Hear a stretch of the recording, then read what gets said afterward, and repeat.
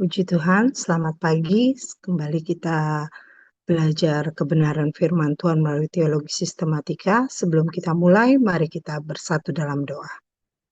Pujian syukur kami naikkan kepadamu Tuhan Yesus yang baik. Kami bersyukur Tuhan untuk hari lagi yang baru Engkau berikan buat kami, untuk kami nikmati Tuhan Yesus. Kami sungguh percaya Tuhan Yesus, anugerah-Mu melimpah buat kami. Terima kasih Tuhan, terima kasih. Oleh sebab itu kami patut menaikkan ucapan syukur kami. Kami menyerahkan tubuh jiwa roh kami ke dalam tangan-Mu Tuhan Yesus di sepanjang hari yang baru ini. Kami percaya damai sejahtera-Mu, sukacita-Mu boleh terus menjadi bagian hidup kami. Tuhan Yesus, ampuni juga segala salah dosa kami Tuhan, dari segala perkataan, pikiran, perbuatan kami Tuhan, ampuni kami Tuhan. Kami sungguh percaya Engkau sudah mengampuni kami dengan karya-Mu yang luar biasa, yaitu karya salib-Mu yang Kau sudah menebus salah dosa kami. Biar kami boleh Tuhan Yesus terus meresponi jaminan pengampunan yang daripada-Mu. Biar hidup kami Tuhan, kami rindu Tuhan, hidup kami boleh hidup dalam perkenan-Mu. Terima kasih Tuhan Yesus yang baik, terima kasih saat pagi ini Tuhan kami bersyukur kalau kami boleh kembali menikmati kebenaran firman-Mu, kami boleh mendengarkan kebenaran firman-Mu. Kami tahu ini bukan kuat kami tahu ini kekuatan, kemampuan daripada-Mu, semangat daripada-Mu, kerinduan daripada-Mu Tuhan, untuk kami belajar pagi ini Tuhan, bersama-sama Tuhan untuk mendengarkan firman-Mu, belajar firman-Mu Tuhan, terlebih merenungkan dan melakukan setiap kebenaran firman-Mu yang saat pagi hari ini kami akan dengar Tuhan. Kami juga berdoa Tuhan buat hamba-Mu yang akan memberitakan firman-Mu Tuhan, pakai hamba-Mu Tuhan Yesus untuk Tuhan memberitakan firman-Mu dengan urapan daripada-Mu, hikmat daripada-Mu Tuhan. Biar apa yang dibagikan itu semuanya untuk kemuliaan nama-Mu. Engkau berkati kami yang mendengarkan saat ini, baik yang mendengarkan nanti melalui rekaman Tuhan. Engkau berkati kami semua Tuhan. Terima kasih Tuhan. Biar apa yang kami kerjakan ini semuanya tidak mendatangkan sia-sia. Biarlah boleh untuk kemuliaan nama-Mu. Kami mengucap syukur dan kami peralaskan doa kami hanya di dalam nama Tuhan Yesus Kristus. Haleluya. Amin. Segala hormat kemuliaan bagi Kristus. Sama-sama kita rindu belajar kebenaran firman Tuhan. Kita masuki bagian keempat dari bahasan kita, misi gereja.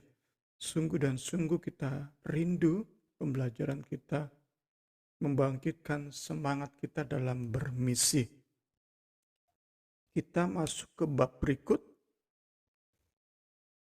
Setelah kita melihat, kita membahas dasar Alkitabiah dari misi. Kemudian minggu lalu sudah kita bahas tentang power, kuasa untuk bermisi. Pagi ini kita mulai melihat visi dari hidup bermisi. Bab ini dibagi ke beberapa subbab. Kita mulai dengan melihat pertimbangan teologis, pandangan teologis, apa yang dipahami oleh para pionir gerakan Pantekosta di awal abad 20. Itu yang akan menjadi pembahasan kita khususnya di pagi hari ini, puji Tuhan. Sejarah ajaran Pantekosta nggak mungkin dimengerti secara tepat jika dipisahkan dari visinya yang misioner. Bagaimana para pionir gerakan ini melihat penginjilan itu sangat amat penting. Kebangkitan gerakan Pantekosta di awal abad 20 itu menghadirkan lonjakan kegiatan misi. Di saat gereja sudah malas bermisi, enggan bermisi. Di awal abad 20 dengan lahirnya gerakan ini terjadi lonjakan besar. Gereja-gereja, orang-orang percaya punya semangat bermisi yang baru, punya energi yang baru untuk melakukan misi. Evaluasi singkat atau sekilas tentang catatan awal lahirnya gerakan ini memperlihatkan kepada kita perpaduan antara tiga hal. Perpaduan antara tiga hal. Ini saat kita belajar sejarah bagaimana aliran Pantekosta berdiri di abad 20, awal abad 20. Ada tiga hal yang berpadu dengan indahnya. Pertama, bahasa lidah sebagai tanda diperlengkapinya seseorang oleh Roh Kudus untuk menjadi saksi Kristus. Itu yang pertama. Kedua adalah penantian penuh pengharapan akan segera kembalinya Kristus untuk menjemput pengantinnya. Itu yang nomor dua. Satu, bahasa lidah. Dua, kedatangan Kristus. Ketiga adalah perintah Kristus untuk menginjili ujung-ujung bumi. Sekali lagi, tiga hal ini berpadu secara indahnya di awal lahirnya gerakan Pantekosta.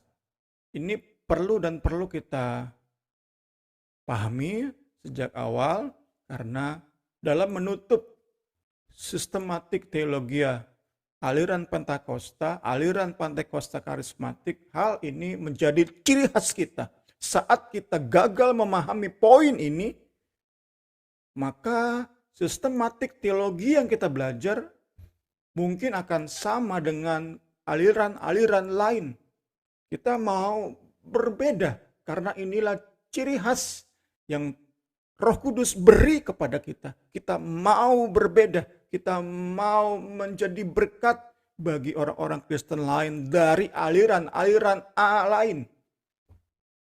Dari denominasi-denominasi yang lain. Bukan untuk kita merasa lebih dari mereka, tetapi untuk saling melengkapi. Inilah ciri khas kita. Jangan kita kehilangan hal ini. Tadi pertama, bahasa lidah sebagai bukti eksternal, bukti yang bisa dilihat orang bahwa seseorang dipenuhi dengan Roh Kudus, dipenuhi dengan roh untuk bermisi. Kedua adalah penantian yang penuh harapan akan segera kembalinya Kristus jemput kita pengantinnya. Ketiga adalah perintah Kristus untuk menginjili bumi, untuk jalani hidup bermisi. Tiga hal ini kiranya berpadu dalam pemahaman kita, berpadu dalam pengalaman hidup kita, menjalani kekristenan kita, puji Tuhan. Baptisan Roh Kudus, kita akan kembali teringat kepada kisah para rasul. Apa yang terjadi di loteng Yerusalem seperti berulang di awal abad 20 saat lahirnya gerakan Pantekosta. Jadi mau gak mau kita flashback kembali ke loteng Yerusalem. Baptisan Roh dipandang sebagai penggenapan nubuat Yoel. Baptisan Roh ini menyediakan energi bagi komitmen awal aliran Pantekosta untuk menginjil melampaui batas-batas geografi dan budaya. Seseorang, ini kutipan dari seorang pionir, salah satu pionir awal yang bernama William J. Seymour. Seseorang yang dibaptis Roh Kudus memiliki kuasa Allah di dalam jiwanya dan memiliki kuasa Allah dan manusia, kuasa atas kerajaan setan dan atas semua utusannya.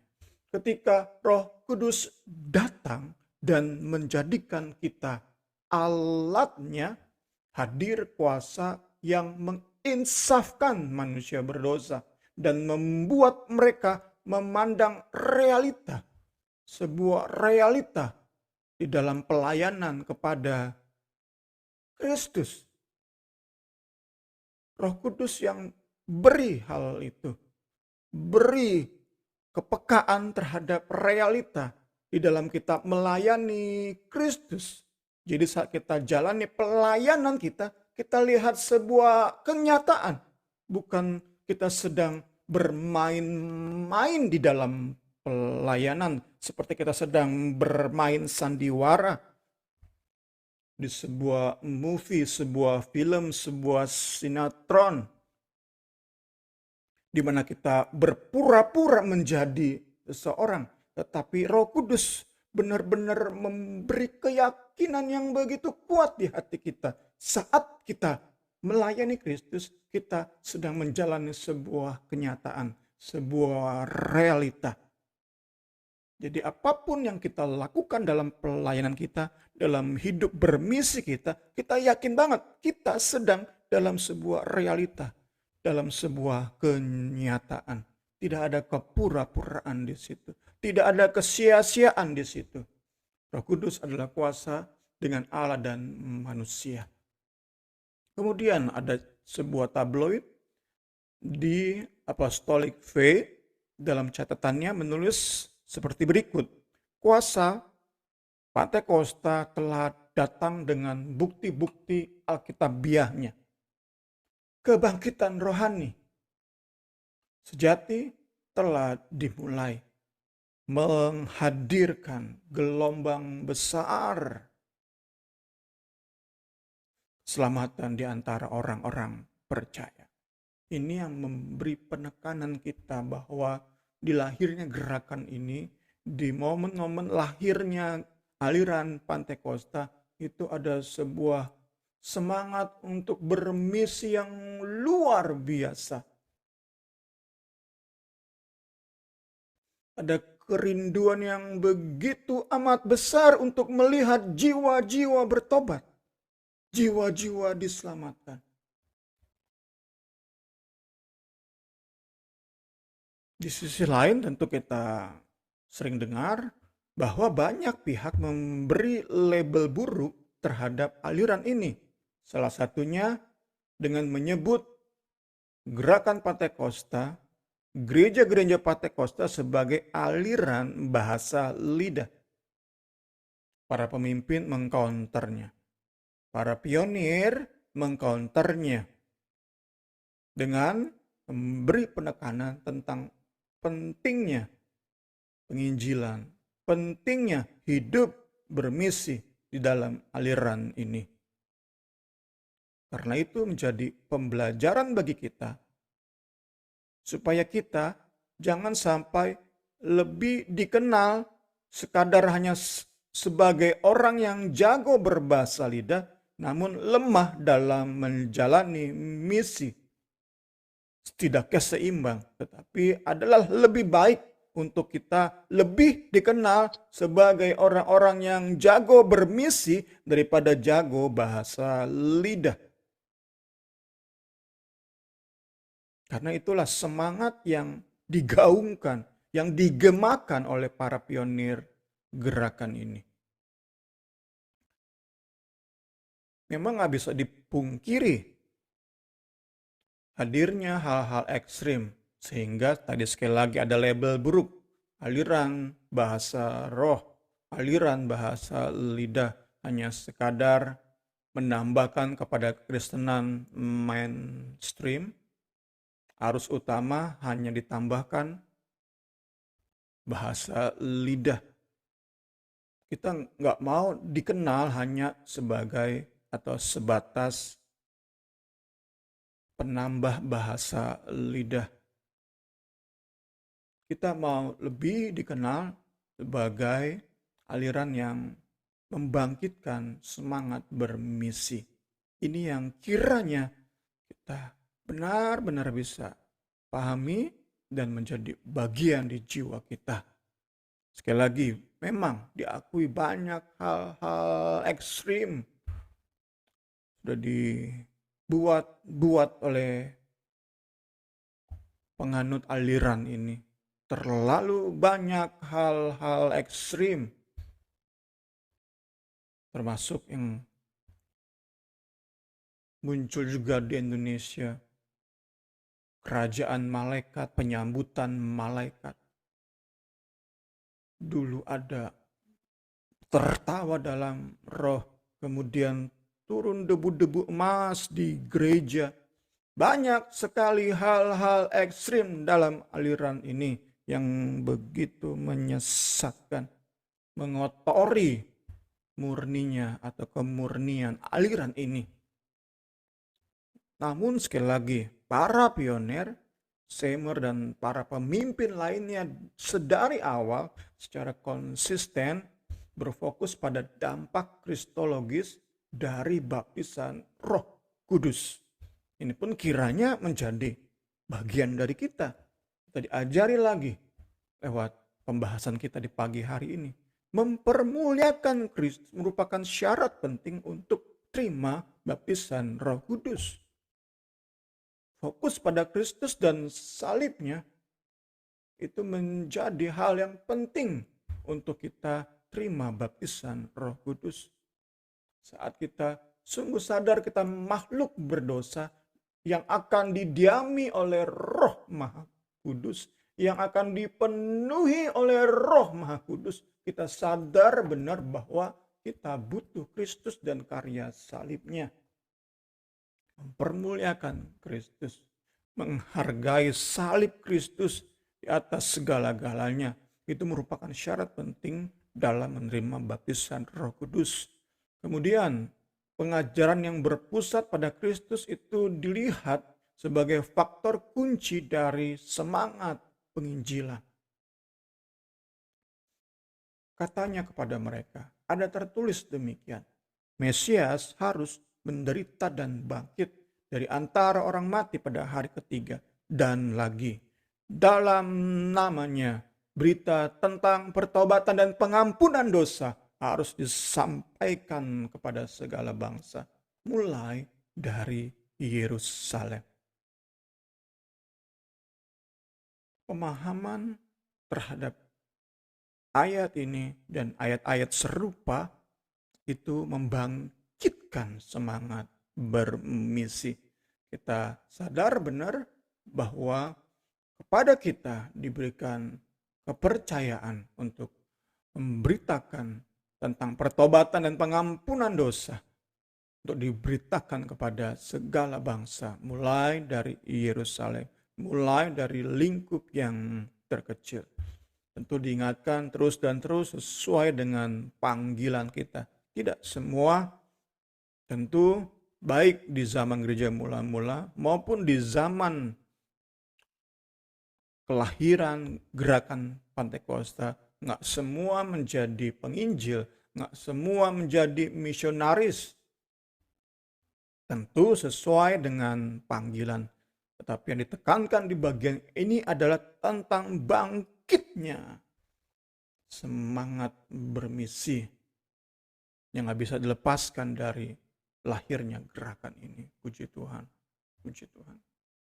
Stanley Frodsham, seorang sejarawan Pantekosta, menegaskan bahwa hal pokok atau esensi hal pokok dari lahirnya aliran Pantekosta bukanlah berbahasa lidah, tetapi mempermuliakan pribadi dari Tuhan Yesus Kristus.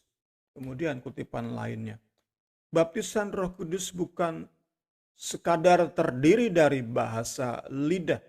Pengalaman baptisan Roh memiliki makna yang lebih besar, lebih dalam, yaitu memenuhi jiwa-jiwa kita dengan kasih Allah terhadap manusia berdosa. Sekali lagi, ini di awal gerakan ini lahir. Kita terus diingatkan, puji Tuhan. Memenuhi jiwa kita, hati kita, pikiran kita dengan kasih Allah terhadap manusia berdosa. Ketika Roh Kudus datang dalam hati kita, maka roh misi itu datang bersamanya. Keduanya enggak terpisahkan. Membagikan Injil bagi jiwa-jiwa yang lapar dan haus merupakan hasil natural dari baptisan Roh Kudus, hasil organik dari baptisan Roh Kudus. Kemudian kita lihat, kaum Pentakosta melihat hadirnya kembali baptisan Roh, pengalaman baptisan Roh yang sempat hilang dari gereja, khususnya di masa kegelapan gereja, sebelum lahirnya reformasi oleh Martin Luther, masa kegelapan gereja, tidak ada pengalaman baptisan Roh. Tentu dimulai dari Martin Luther, ada terjadi pembaharuan, dan kita yakini pengalaman baptisan Roh Kudus itu merupakan salah satu puncak hasil dari reformasi yang terjadi ini. Sekali lagi, para pionir gerakan ini melihat baptisan Roh Kudus yang ditandai dengan bahasa lidah yang terjadi kembali di saat itu, di awal abad 20 itu. Itu menandai kembalinya gereja ke hari-hari yang Alkitab catat. Ketika para rasul dan gereja mula-mula melanjutkan pelayanan Kristus di bumi.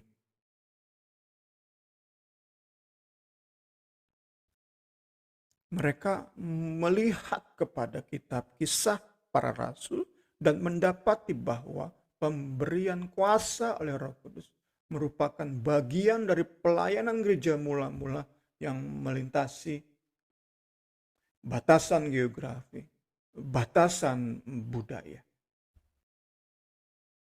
Kembali mau nggak mau kita melihat kepada hasil dari peristiwa loteng Yerusalem. Ada yang tetap di Yerusalem. Ada yang meninggalkan Yerusalem karena aniaya.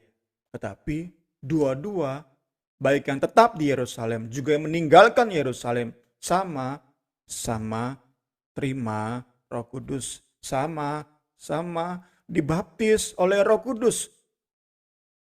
Kedua pihak ini sama-sama dibaptis Roh Kudus. Dan roh misi hadir dalam hidup mereka.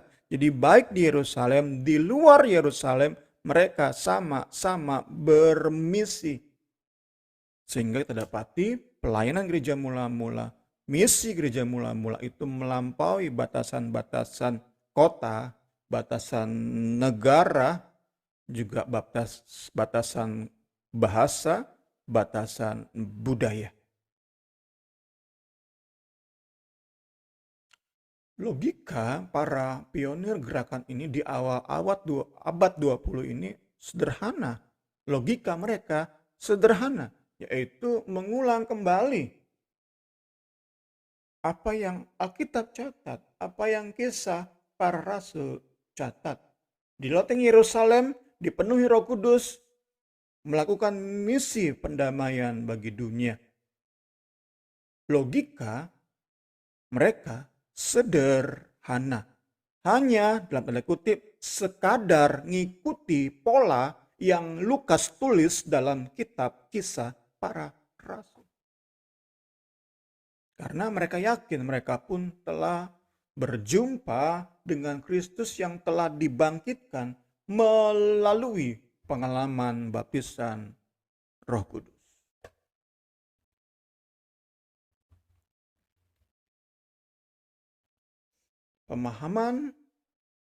Pengalaman ini menghadirkan kepekaan yang terus bertumbuh.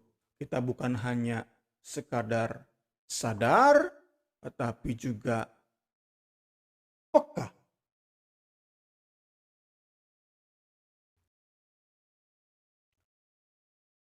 Kita yang terus bertumbuh dalam Kristus, kita yang terus bertumbuh di dalam kasih, kita rindu hal ini menjadi pengalaman kita.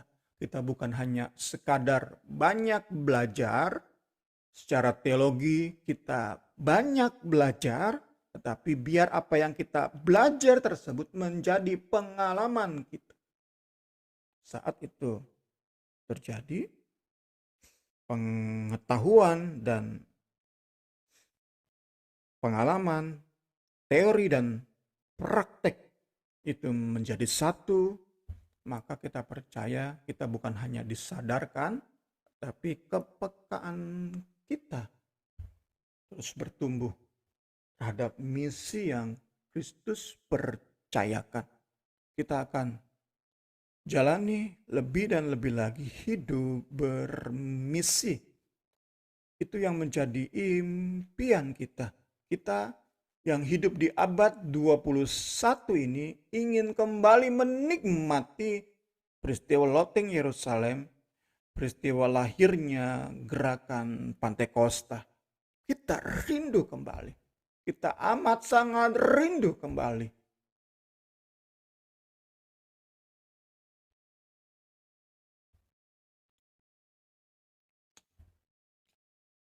Kita bisa pahami bahwa aliran Pantekosta lahir dengan semangat menyeimbangkan pengetahuan teologis dengan pengalaman adikodrati supranatural yang pada prakteknya melahirkan perjuangan-perjuangan misi ke seluruh dunia.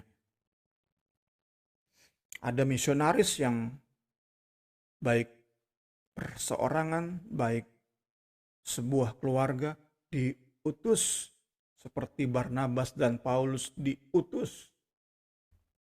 Demikian pula ada misionaris yang diutus, salah satunya sampai ke Indonesia, sampai ke negara-negara komunis, sampai ke negara-negara dengan agama-agama suku yang syarat dengan okultisme, syarat dengan kuasa kegelapan, sampai ke daerah-daerah dengan bahasa yang berbeda, dengan kultur atau budaya yang berbeda. Perjuangan-perjuangan misi. Sekali lagi, nggak semua jadi misionaris. Ada yang tugas berdoa, ada yang tugas sokong dana, ada tentu yang bertugas mengajar. Lahir sebuah komunitas, sebuah persekutuan, sebuah gereja yang saling melengkapi, tetapi tujuan atau semangat utamanya adalah bermisi, selamatkan jiwa-jiwa. Kita dapati sekarang bahkan di gereja-gereja aliran Pantekosta semua ada nih. Dana ada, doa sering, pengajaran banyak, tapi misionaris enggak ada. Orang-orang yang diutus ke luar negeri, ke luar kota, ke suku-suku terasing enggak ada. Dana banyak, doa sering, ibadah enggak kalah sering, pengajaran juga banyak, tetapi enggak ada yang diutus untuk bermisi. Berarti dalam banyak gereja di abad 21 ini sudah melenceng dari lahirnya semangat yang lahir di awal gerakan Pantekosta ini. Kita belajar lewat pembahasan di pagi ini, kita rindu hal itu terjadi kembali. Puji Tuhan, puji Tuhan, puji Tuhan. Segala hormat kemuliaan bagi Kristus. Puji Tuhan, puji Tuhan.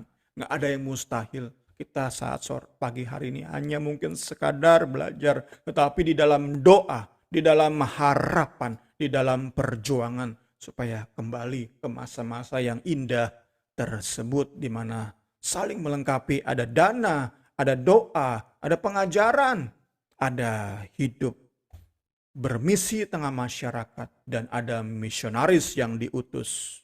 Puji Tuhan. Puji Tuhan, segala hormat kemuliaan bagi Kristus. Perjumpaan pribadi dengan Kristus yang ditandai dengan sukacita melimpah di hati yang paling dalam. Ini tentu pengalaman baptisan Roh Kudus.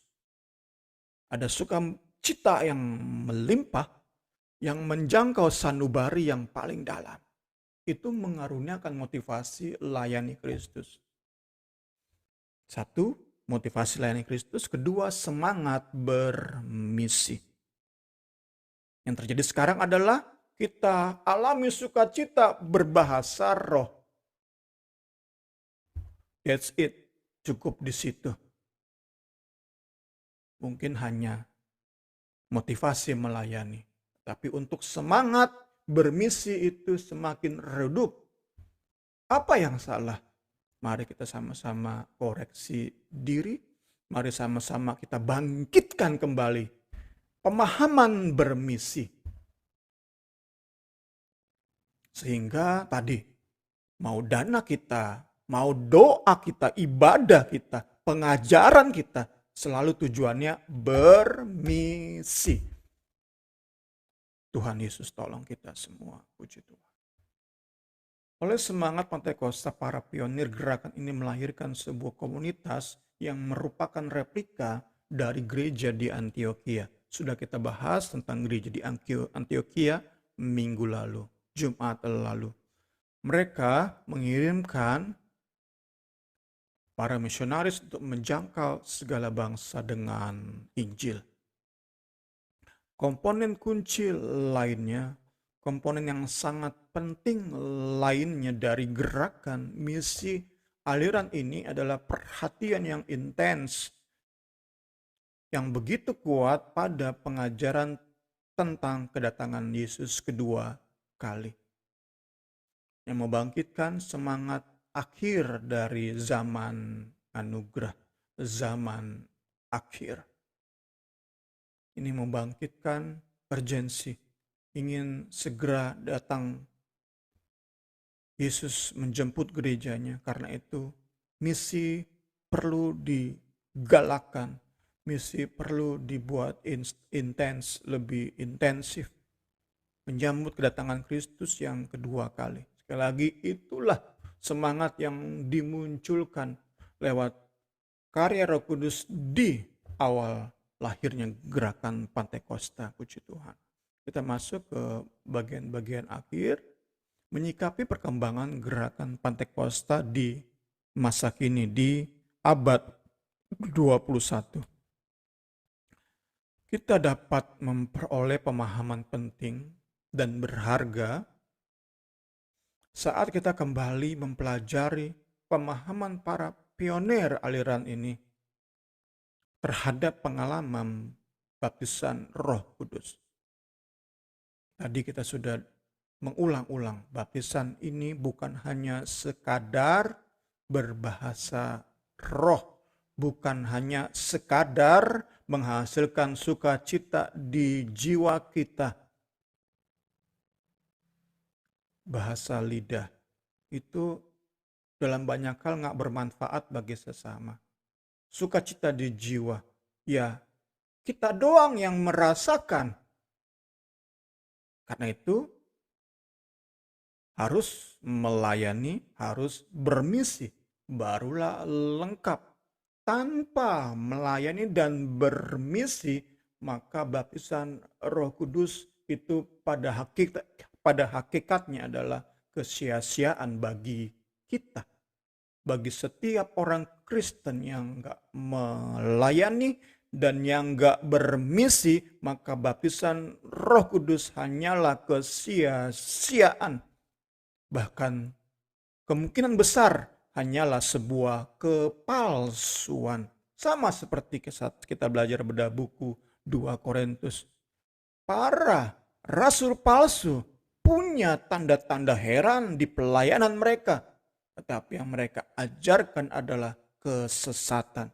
Serupa dengan kita saat kita berbahasa lidah penuh dengan sukacita tetapi enggak keluar sebagai pelayanan dan hidup bermisi, kita pada hakikatnya sama dengan para penyesat di jemaat Korintus. Kita tentu enggak mau seperti itu. Kita mau dalami dalam ketergantungan pada Allah Roh Kudus, kita rindu. Kita sekali lagi bukan dikenal sebagai orang yang jago berbahasa lidah, tetapi orang yang lebih dikenal sebagai pribadi-pribadi yang jago bermisi. hidup di masa ketika pemahaman teologia itu sangat amat dipengaruhi oleh budaya populer. Kita hidup di masa seperti itu. Perenungan pada semangat yang lahir di awal abad 20 itu, di momen lahirnya gerakan Pentakosta.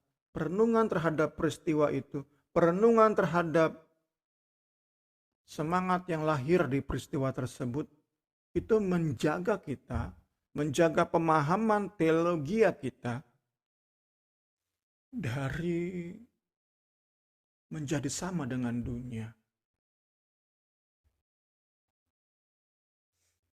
Kita penting mengadakan yang namanya kontekstualisasi,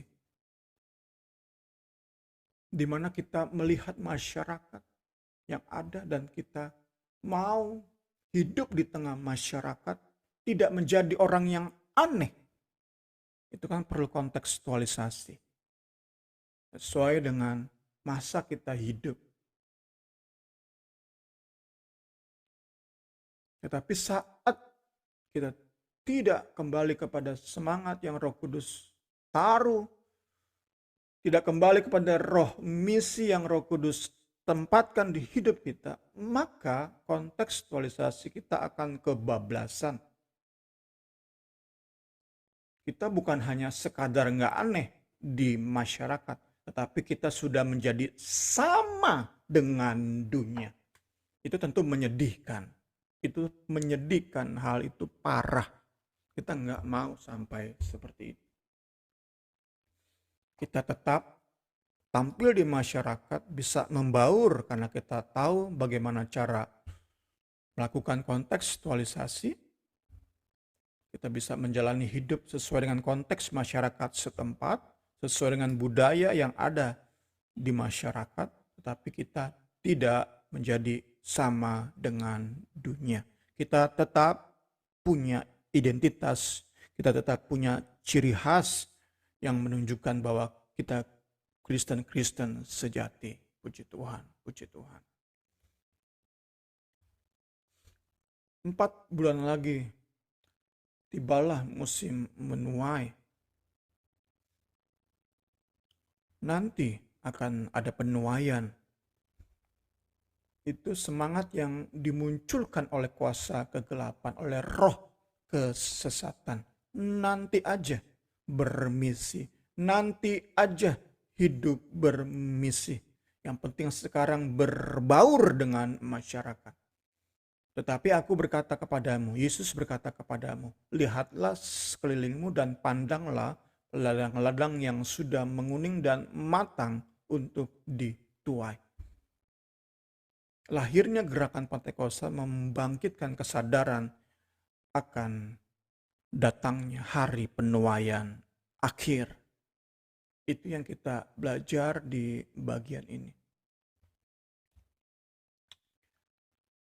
Para pionir menegaskan bahwa roh penghibur yang memberikan comfort, memberikan sukacita, ketenangan itu telah datang. Sekali lagi, masih hidup di diri sendiri ya.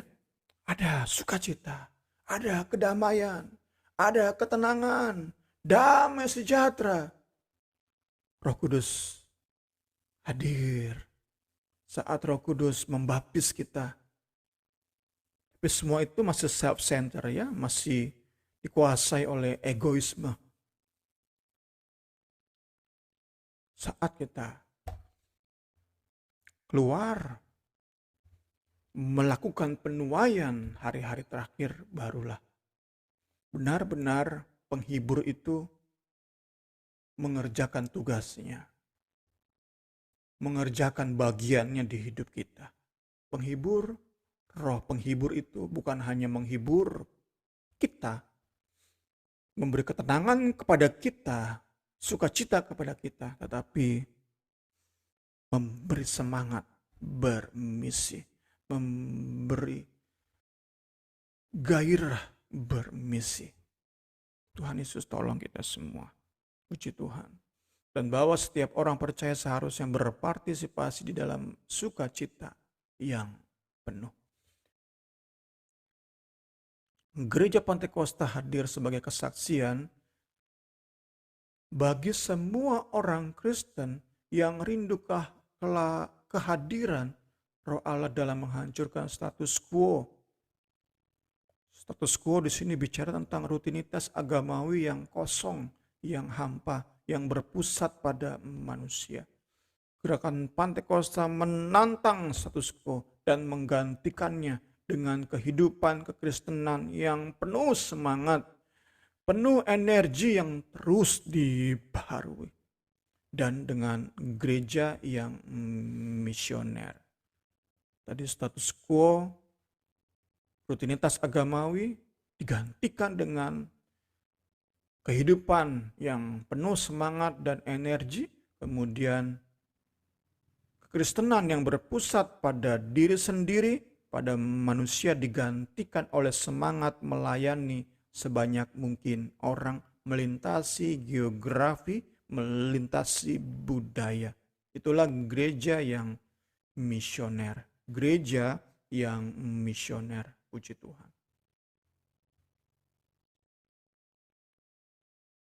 Gereja yang misioner.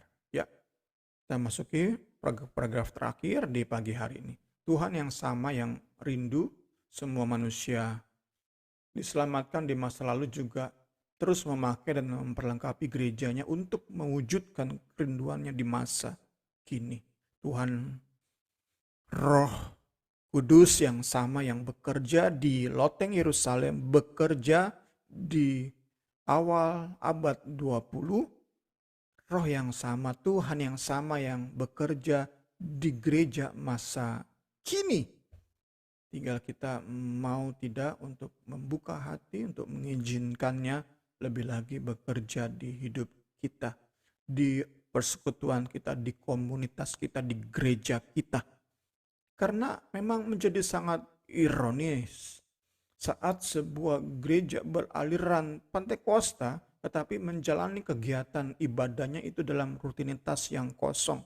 Itu sungguh ironis. Gereja Pantekosta tapi jalani hidup berjemaat, fokusnya adalah kepentingan pribadi dan golongan, di mana sumber daya itu dihabiskan untuk perkara-perkara di luar misi. Salah satu contoh adalah dana dihabiskan bangun gereja-gereja yang besar. Gereja-gereja yang didapati kemudian menjadi kosong. Dan terutama di AS dan Eropa, banyak gereja, tidak sedikit gereja kemudian menjadi gereja besar yang terbengkalai. Yang gak diapa-apain, yang gak difungsikan apa-apa. Masih syukur jadi kafe. Masih syukur jadi gedung serbaguna. Tetapi gak sedikit gereja besar, gedung-gedung mega church menjadi terbengkalai. Bangku-bangku yang berjuta-juta dibeli. Semua alat-alat pendukung, semua diisi atau dilapisi dengan debu-debu saja. Itu yang banyak terjadi dan kita nggak mau kita menjadi komunitas persekutuan gereja semacam itu. Roh Kudus tolong kita semua. Misi gereja sungguh-sungguh merupakan kelanjutan dari misi pendamaian Allah. Ia selalu ingin punya umat yang memancarkan kemuliaannya, termasuk di dalam karakter dan kehadirannya. Pewahyuan Allah tentang dirinya selalu melibatkan usahanya untuk memperdamaikan manusia berdosa dengan dirinya. Dan Yesus Kristus memberikan gambaran paling jelas dari misi Allah ini. Yesus Kristus memberi gambaran yang paling clear, paling nyata dalam hidup dan pelayanannya, dalam kematian dan kebangkitannya. gambaran tentang kerinduan Allah selamatkan manusia berdosa itu menjadi clear, menjadi nyata, menjadi jelas. Dan terutama lewat kematian kebangkitannya, maka semua hal yang dibutuhkan untuk manusia berdosa yang najis ini berdamai dengan Allah Maha Kudus itu menjadi lengkap, menjadi selesai. Lewat karya Kalvari, segala sesuatu yang dibutuhkan untuk terjadinya relasi yang indah ini antara si najis dan si kudus itu selesai di Kalvari. Dinyatakan kepada dunia, dideklarasikan sejak Yesus hadir melayani umur 30 tahun di Yerusalem. Apa yang sudah dimulai di Yerusalem diteruskan oleh para rasul dan gereja mula-mula. Sampai ke detik ini, deklarasi kabar baik itu kita ingin tetap utuh dijalankan. Dan gerakan Pentakosta punya semangat itu. Lahir dengan semangat tersebut. Ingin memastikan bahwa misi Kristus yang dimulai di Yerusalem 2000 tahun yang lalu tentang kabar baik, yaitu Yesus di Kalvari menyediakan segala sesuatu yang dibutuhkan untuk manusia berdosa berrelasi dengan indah dengan Allah Maha Kudus. Deklarasi kabar baik tersebut tetap utuh dijalankan sampai ke masa kini oleh gerejanya. Kita bersyukur buat pembelajaran kita di pagi hari ini. Kiranya kita semua lebih lagi diperlengkapi. Saya serahkan kembali kepada Ibu Rini. Puji Tuhan. Di sini ada Pak Guru dan saudari Niar. Mungkin ada pertanyaan atau penambahan dari pembelajaran kita pagi ini.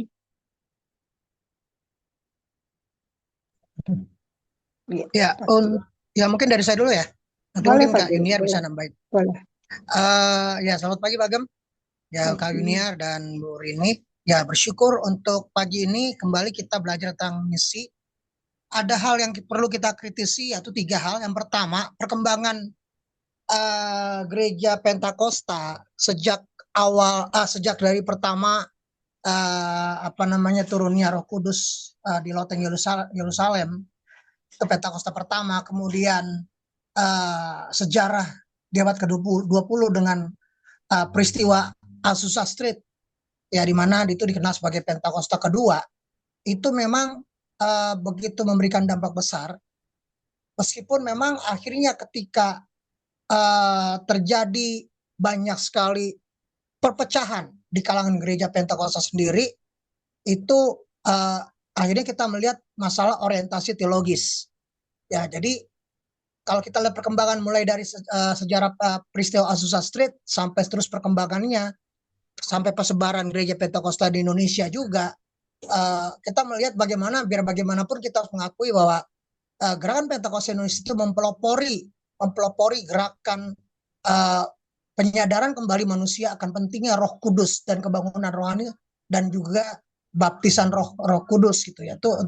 Itu yang kita harus kita akui. Meskipun pada kenyataannya sekarang ini orientasi daripada teologis ini kemudian mulai berubah. Tadi Pak Gem katakan kenapa sekarang ini tidak banyak lagi misionaris Pentakosta yang ada, yang mulai kelihatan mulai lagi masih bergerak.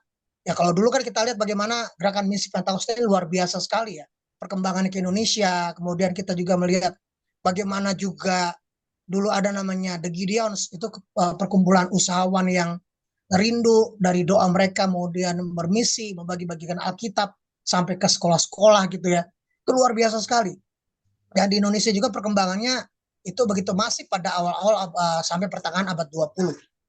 Terutama Indonesia. Namun setelah terjadi perpecahan, terutama dari GPDI kemudian sampai ke GBIS, Gereja Baptis Yesus Penuh, sampai kepada GBI, ini kelihatan mulai terjadi perubahan orientasi teologis yang tadinya kesadaran manusia berdosa dan membutuhkan kuasa Roh Kudus yang membimbing manusia untuk kembali kepada kebenaran menjadi seperti Pak Gem katakan tadi, lebih orientasi kepada kemuliaan diri. Dan ini terlihat bagaimana kebangunan-kebangunan rohani yang dulunya begitu kental dengan penyadaran manusia berdosa, sekarang berubah menjadi hal-hal yang spektakuler. Misalnya adanya ya tadi bahasa lidah, glosolalia, kemudian mujizat, gitu ya, orientasi pada mujizat-mujizat, sampai juga kepada pengalaman-pengalaman pribadi, rohani pribadi, yang mana itu kemudian menggeser paradigma awal daripada gerakan Pentakosta itu sendiri, ya, yang mementingkan pada bagaimana pemulihan manusia lewat bimbingan Roh Kudus. Nah, ini yang menjadi evaluasi kita juga, bagaimana sekali lagi kita tidak menafikan bahwa gerakan Pentakosta sudah banyak berperan begitu luar biasa terutama di Indonesia ini. Tapi di sisi lain kita juga menyadari bahwa ada banyak penyelewengan yang mulai terjadi ketika orientasi teologis ini mulai berubah. Tadi masalah pengajaran yang tadinya menyadarkan manusia berdosa, butuh keselamatan, butuh pengampunan, butuh pimpinan Roh Kudus, berjalan dalam kekudusan, menjadi kemuliaan diri, berkat-berkat, mujizat, terus juga pengalaman rohani spektakuler yang akhirnya memunculkan istilah yang Pak Agem katakan pelayan-pelayan mirror, seperti itu. Nah, belum lagi ditambah lagi tadi Pak Agem sempat bahas juga tentang eskatologis, tentang zaman akhir. Perdebatan antara teologi zaman akhir antara premil historis dan dispensasional di kalangan Pentakosta sendiri tidak terhindarkan. Bagaimana yang satu bicara bagaimana kapan mulai muncul bahasa kesukaran, dan satu lagi kapan munculnya berakhir zaman akhir, kapan itu perdebatan yang tidak habis-habis. Nah, belum lagi sekarang lagi ditambah lagi ada sebuah gereja besar, ya kita sudah tahu semua, ada yang berani mengklaim yaitu gerakan Pentakosta ketiga, ya, berani mengklaim gerakan Pentakosta ketiga yang menurut dia dipelopori Indonesia, dan sekarang semangat itu selalu dibacakan di dalam ibadah-ibadah raya Minggu di gereja besar ini. Kita gak usah sebut lah, udah tahu lah, ya. Nah, bagaimana kita menyikapinya? Yang pertama, kita juga sekali lagi perlu bersyukur hadirnya gereja Pentakosta atau gerakan Pentakosta dimanapun termasuk Indonesia ini memberikan dampak dan warna yang luar biasa, meskipun memang dalam perkembangannya yang begitu luar biasa ini yang bertransformasi kepada gereja aliran Pentakosta yang lebih progresif yaitu karismatik, ini terjadi banyak sekali mulai terjadi banyak penyimpangan-penyimpangan yang perlu dikoreksi untuk mengembalikan kembali pada pengajaran-pengajaran yang sesungguhnya berpusat pada Kristus, Alkitab, dan juga keselamatan yang jangan lagi ada berani mengatakan Kristus plus, itu ya. Dan yang kedua, bicara untuk misi, saya kira jelas dampaknya, ya. Kita perlu belajar dari Amerika. Kita harus jujur. Bagaimana dulu waktu Donald Trump di masa jabatan yang pertama itu wakilnya yaitu Mike Pence, itu Pentakosta Tulen, bagaimana dia mewarnai Amerika luar biasa. Gereja Pentakosta sangat begitu masif, begitu luar biasa. Nah, ketika Trump tidak berkuasa lagi, kemudian ganti oleh Biden, hancur semuanya. Nah, sekarang Donald Trump mencoba membangkitkan lagi. Saya kira Indonesia perlu belajar banyak dari Amerika saat ini, sudah mulai bangkit kembali di dalam semangat penginjilan, misi kerohanian, dan tadi juga disebutkan kontekstualisasi misi. Ya, mari kita ambil bagian dalam apa yang Tuhan percayakan pada kita. Ya, kayak saya di dalam dunia pendidikan, saya juga lagi terus bersama teman-teman Kristen yang kami cuma 3 orang perintis persekutuan di sekolah dengan lebih baik. Puji Tuhan sudah diberikan tempat untuk beribadah, belajar agama, dan juga sekarang kami akan menggarap persekutuan dengan lebih masif lagi. Nah, mungkin Kak Yuniar di dalam dunia bisnis atau pendidikan atau di masyarakat, mari kita ambil bagian dalam konteks yang Tuhan percayakan kepada kita masing-masing. Saya ingat sekali ketika Pendeta Dr. Yakob Tomatal almarhum menuliskan buku kontekstualisasi misi atau misi kontekstualisasi, itu ditegaskan kembali bagaimana orientasi misi kita harus berubah sesuai dengan perkembangan zaman. Namun tetap tidak meninggalkan esensi misi itu sendiri, yaitu Kristus. Ya, Kristus yang mana kasihnya, kuasanya, dan juga pengharapan dalam Kristus itu kita tebar ke sebanyak mungkin orang dan juga kita hadirkan. Jadi saya kira perlu kita benar-benar merefleksi diri, mengevaluasi diri sebagai kita sebagai persekutuan, supaya sekali lagi kita punya pemahaman yang utuh kepada gerakan Pentakosta ini, dengan bersyukur dan juga dengan evaluasi diri, supaya kita dalam konteks persekutuan dua Injil yang kecil, tapi Tuhan percayakan persekutuan dengan misi yang besar. Biarlah ini sekali lagi kita boleh mengemban, menyelesaikan amanat agung Kristus di tengah-tengah masyarakat yang penuh dengan konflik dan pergumulan ini. Demikian yang saya mungkin bisa tambahkan atau bisa saya sedikit mengkritisi dalam pembahasan kali ini. Terima kasih, Tuhan Yesus berkati. Terima kasih Pak Guru untuk tambahannya. Mungkin dari Saudari Nia.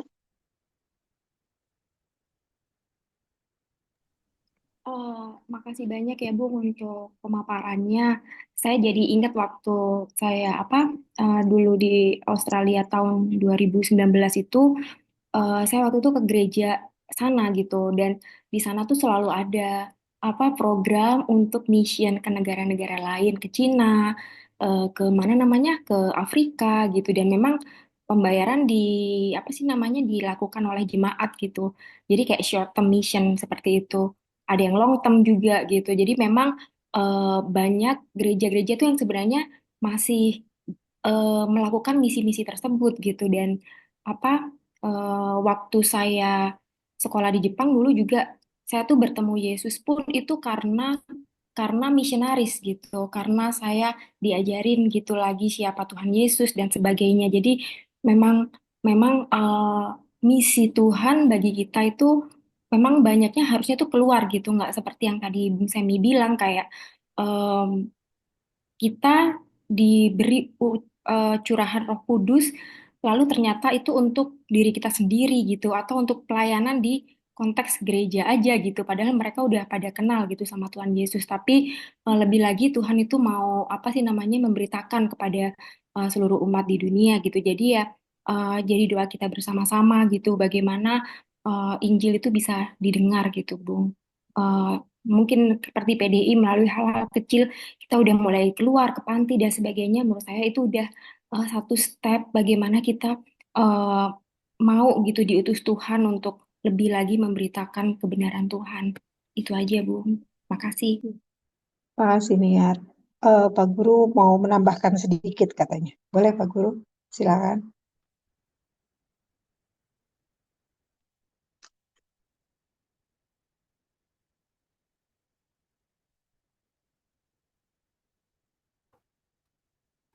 Halo Pak Guru. Ada suaranya Pak Guru. Halo, ya, udah kedengan ya? Ya, udah Pak. Ya, tadi belum dibuka. Ya, terima kasih Kak Yuniar, sharingnya luar biasa ya.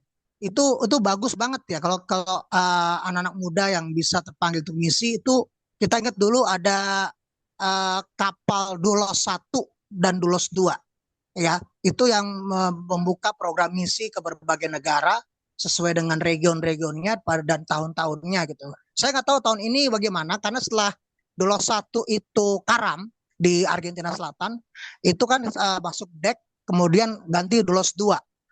Nah, dengar-dengar juga ada proyek Dulos 3. Ya, saya kira hal-hal seperti ini untuk anak-anak muda ya bisa untuk bergerak, untuk bisa mengambil bagian.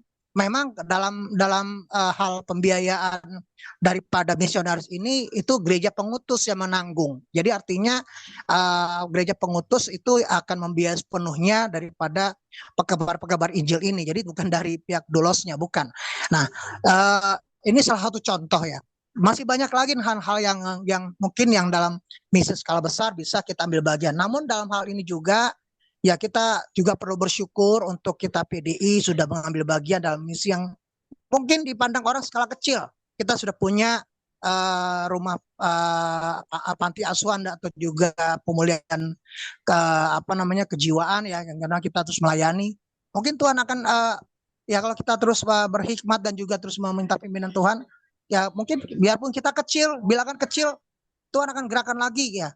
Kita kemana lagi akan Tuhan percayakan untuk misi ini. Jadi kita juga gak usah kecil hati, gak usah juga merasa inferior, merasa kita belum berbuat terlalu banyak.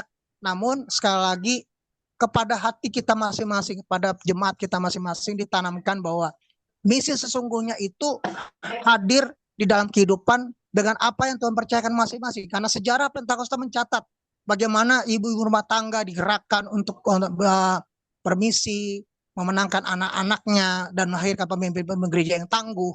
Kemudian juga usahawan, para pendidik, guru, dan kita juga melihat bagaimana Pentakosta Indonesia atau GPD juga begitu masif di dalam bukan hanya penginjilan, tapi juga dalam pendidikan, di dalam masyarakat juga cukup berperan. Saya kira itu yang perlu kita harus syukuri dan kemudian kita jadikan motivasi kita untuk bermisi lebih maju lagi. Tuhan Yesus berkati. Kita akan tutup pembelajaran kita pagi ini. Nanti saya minta Bapak Guru tutup dalam doa, bisa ya Pak ya? Boleh. Oke Pak. Baik, kita berdoa ya. Baik, mari kita berdoa. Tuhan Yesus, terima kasih pagi hari ini. Sungguh luar biasa Engkau membukakan mata hati kami untuk melihat bagaimana misi karya keselamatan Kristus boleh terus kami kerjakan. Firman-Mu berkata, kerjakanlah keselamatanmu. Dan firman-Mu sudah berkata tadi diulas oleh gembala kami, ladang sudah menguning, siap dituai.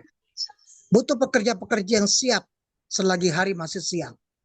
Tuhan, biarlah Engkau pakai kami di dalam apa yang Tuhan percaya pada kami Tuhan lewat pemberitaan firman Tuhan ini untuk kembali menyadari masih banyak jiwa-jiwa yang perlu diselamatkan dan mengenal kasih Tuhan. Masih banyak orang-orang yang jauh dari Tuhan. Ada banyak orang yang sudah mengenal Engkau tapi jatuh lagi dan jatuh lagi. Perlu ditopang untuk bangkit. Engkau pakai Tuhan dalam apapun yang Engkau percayakan buat kami. Biarlah sekali lagi nama Tuhan Yesus dimuliakan. Tuhan, biarlah Tuhan pada pagi hari ini Engkau mengingatkan kami Tuhan dalam konteks misi kami Tuhan. Kami mau berdoa Tuhan untuk negara kami Indonesia Bapak. Engkau melihat begitu menyedihkan, begitu miris, begitu luar biasa, mengerikan akan apa yang terjadi saat-saat ini. Korupsi yang luar biasa yang menjerat, menggerogoti negara kami.